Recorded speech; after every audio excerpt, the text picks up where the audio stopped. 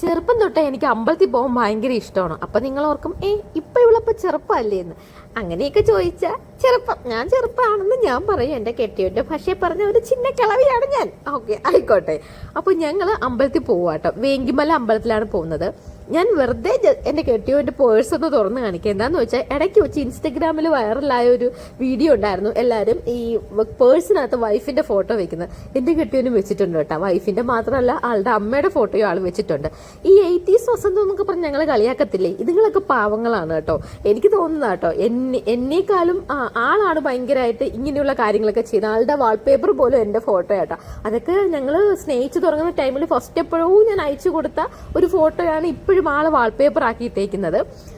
അതൊക്കെ പറഞ്ഞാൽ എന്തുവാ, ഭയങ്കര രസമാണ്. ഭയങ്കര നല്ല ആൾക്കാരാണ് 80s എൻ്റെ അനുഭവത്തിൽ ഞാൻ പറയുന്ന കേട്ടോ. അങ്ങനെ ഞങ്ങൾ അമ്പലത്തിൽ എത്തിയിട്ടുണ്ട്. അമ്പലത്തിൽ പോകുമ്പോൾ എനിക്കിഷ്ടം നല്ല രാവിലെ ഉറക്കെ നേറ്റി നല്ല മോർണിംഗ് വൈബൊക്കെ എൻജോയ് ചെയ്ത് അമ്പലത്തിൽ പോവുക, ഫോട്ടോ എടുക്കുക, അതൊക്കെ ആയിരുന്നു കുറച്ച് പ്രാർത്ഥന, ഇത്രയൊക്കെ ഉള്ളൂ.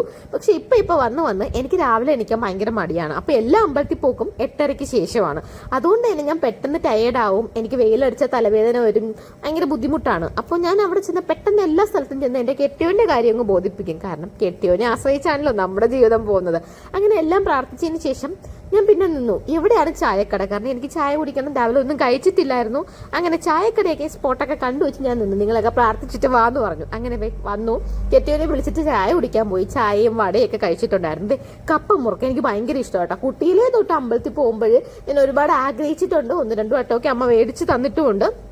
ഇപ്പം എന്തായാലും ആൾ കൂടെ ഉണ്ടെങ്കിൽ എനിക്ക് ഇഷ്ടമുള്ള എല്ലാ സാധനങ്ങളും എനിക്ക് മേടിച്ച് തരാറുണ്ട് കേട്ടോ.